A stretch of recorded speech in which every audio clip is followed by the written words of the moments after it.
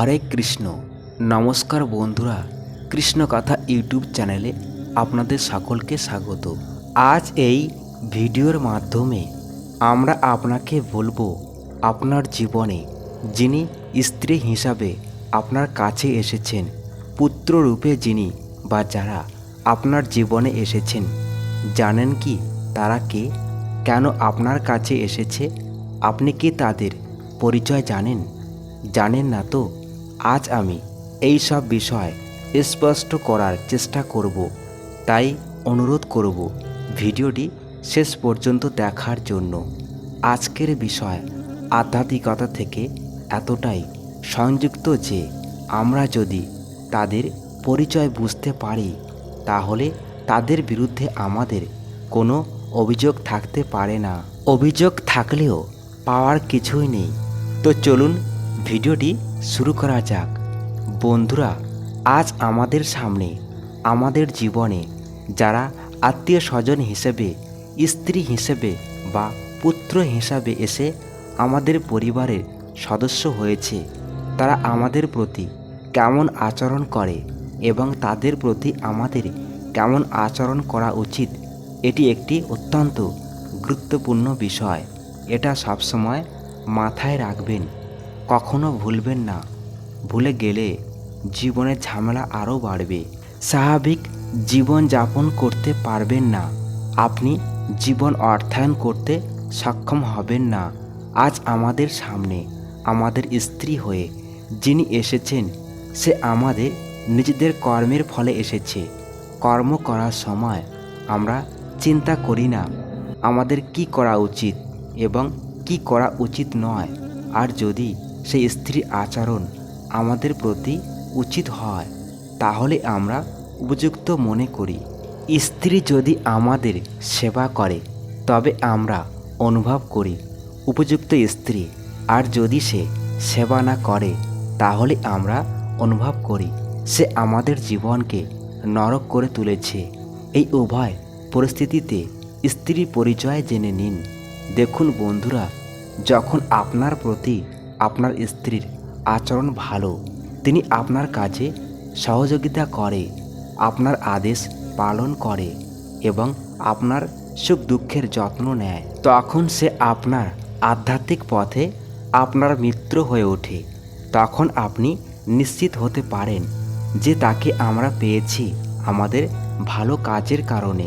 আমরা এমন কিছু কাজ করেছি যা পুণ্য হিসাবে বিবেচনা করা যেতে পারে। পুণ্যের ফল সর্বদা সুখ হয়। যদি একই স্ত্রী থেকে বারবার সমস্যা দেখা দেয়, সে আমাদের কথা শোনে না বা আমাদের সাথে প্রতারণা করে, যে কোনো কাজে আমাদের সহযোগিতা না করে অসহযোগিতা করে, তাহলে বুঝবেন আপনিও তার সাথে এমন ব্যবহার করেছেন। অকারণে খারাপ কিছু ঘটে না বন্ধুরা। আমরা মনে করি আমাদের সাথে কেন এমন হচ্ছে, আমরা তো ঈশ্বরের উপাসনা করি, পূজা পাঠ করি, তাহলে আমাদের সাথে কেন এমন হচ্ছে? কেন আমরা আমাদের স্ত্রীর কাছ থেকে এত কষ্ট পাচ্ছি? সুতরাং এতে আপনার অবশ্যই বোঝা উচিত যে আপনিও তার সাথে একই রকম আচরণ করেছিলেন। তাই সবার আগে আমাদের কর্মের প্রতি ধ্যান দিতে হবে। কর্ম কাউকে ক্ষমা করে না। সে ঠিকই আমাদের চিনতে পারে। আমরা ইহলোক বা পরলোক যেখানেই থাকি না কেন, আমাদের কর্মফল সেখানেই পৌঁছবে। তার জন্য সে কারো না কারো কাছে সাহায্য নেবে। আবার সাহায্যকারীদের মধ্যে কেউ না কেউ আমাদের পরিবারের সদস্য হয়ে আসবে। আপনি যদি কাউকে হয়রানি করে থাকেন, তবে আপনাকে হয়রানি সহ করতে হবে। আপনি যদি কাউকে খারাপ দৃষ্টিতে দেখেন, তাহলে হতেও পারে আপনাকে দৃষ্টিহীনতার সম্মুখীন হতে হবে। আপনি আপনার যে অঙ্গ দিয়ে খারাপ কাজ করবেন এবং এর অপব্যবহার করবেন, সেই অঙ্গটি আপনার কাছ থেকে কেড়ে নেওয়া হতে পারে। আজ যদি আমরা দরিদ্র হই, তাহলে এর সহজ অর্থ এই যে আমরা কখনো কাউকে দান করিনি, কারণ অর্থের অপব্যবহার করেছি। তাই আমাদের কাছ থেকে টাকা কেড়ে নেওয়া হয়েছে। যদি আমরা খুব গালাগালি করেছি বা কাউকে তিরস্কার করেছি, তাহলে এটাও সম্ভব যে আমাদের নিজেদের অবস্থা বোবা ব্যক্তির মতো হয়ে যেতে পারে।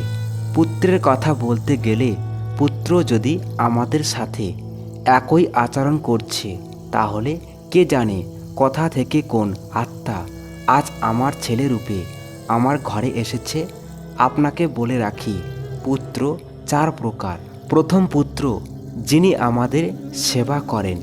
এর মানে আমরা কোনো না কোনো সময়ে সেই আত্মার সেবা করেছি, তাই সে সেই ঋণ শোধ করতে এসেছে এবং সারা জীবন আমাদের সেবা করবে।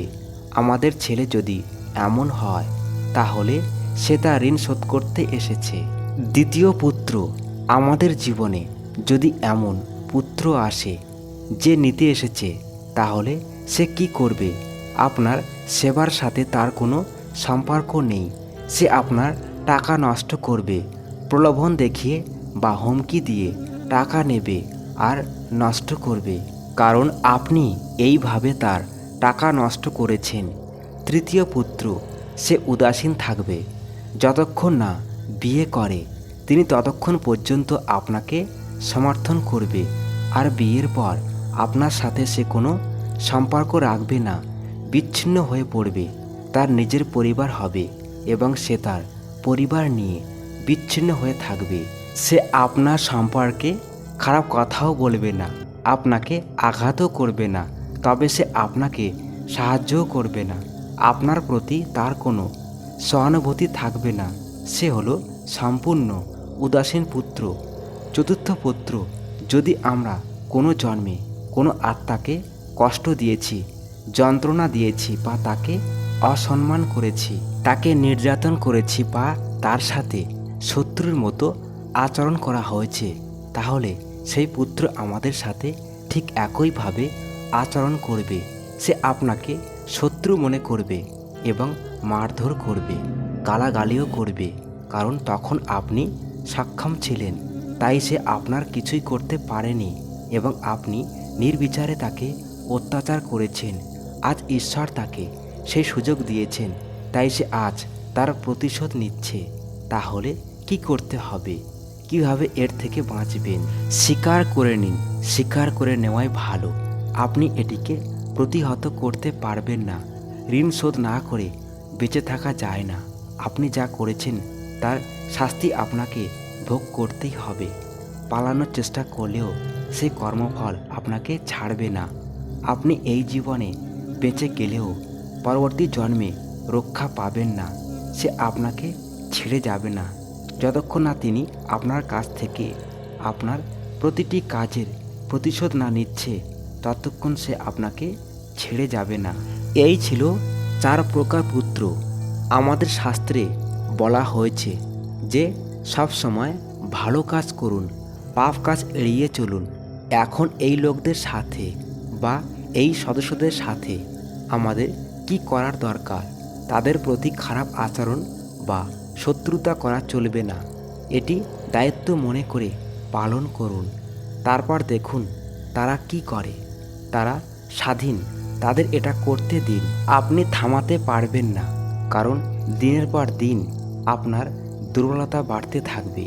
আপনি বার্ধক্যের দিকে অগ্রসর হবেন এবং সে যৌবনের দিকে যাবে, আর সে সব উপায়ে এত অত্যাচার করবে যতটা আপনি তাকে করেছেন। আপনি আপনার কর্তব্য করুন, আপনার দায়িত্ব পালন করুন এবং তাদের সাথে শাস্ত্রসম্মত ব্যবহার করুন এবং তারা যা করছে তা স্বীকার করুন, কারণ তারা আমাদেরই মানসপুত্র। তারা আমাদের দুঃখী করতে বা খুশি করতে আসেনি, বরং তাদের সাথে যা হয়েছিল তারা তাই করছে। এখন আপনি যদি তাতে দুঃখী হন বা খুশি, এটি আপনার মানসিকতার উপর নির্ভর করে আপনি খুশি কিনা। বরং মেনে নিন, বাধ্য হয়ে মেনে নিন বা কাঁদতে কাঁদতে মেনে নিন। মানতে তো আপনাকে হবেই। এই জীবনে ভোগ করে নিন, অন্যথায় এই জন্ম পেরিয়ে গেলে আরও সুযোগ হবে এবং পরবর্তী জীবনে আরও কঠিন পরিণতি ভোগ করতে হবে। মোট কথা হলো আপনাকে তাদের ঋণ শোধ করতে হবে। তো এই ছিল 4 প্রকারের পুত্র আর স্ত্রী। তারা আজ আপনার সাথে যা করছে আপনিও তাদের সাথে এভাবেই করেছিলেন।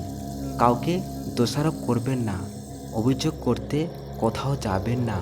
কর্মের ফল সবাই পায়, এখানে ঈশ্বরকেও দোষারোপ করবেন না। এর সাথে ঈশ্বরের কোনো সম্পর্ক নেই। এটি প্রকৃতি এবং প্রকৃতির নিজস্ব নিয়ম রয়েছে। আপনি যদি সে নিয়ম লঙ্ঘন করে থাকেন তাহলে সে অনুযায়ী শাস্তি যাই হোক না কেন অবশ্যই আপনি পাবেন। প্রকৃতি আমাদের কর্মফল ভোগ করতে বাধ্য করে। প্রিয় বন্ধুরা, আজকের আলোচনা এই পরামর্শ দিয়ে শেষ করছি। আপনি যতদূর পারেন এমন কিছু করবেন না যা আপনি পছন্দ করেন না, এমন কিছু করবেন না যা আপনি করতে চান না, তাহলে সব ঠিক হয়ে যাবে। ঈশ্বরের কাছে প্রার্থনা করি আপনি আপনার পরিবার, আপনার পিতামাতা সহ সুস্থ থাকুন। ভিডিওটি ভালো লেগে থাকলে অবশ্যই লাইক, কমেন্ট এবং সাবস্ক্রাইব করতে ভুলুন না যেন।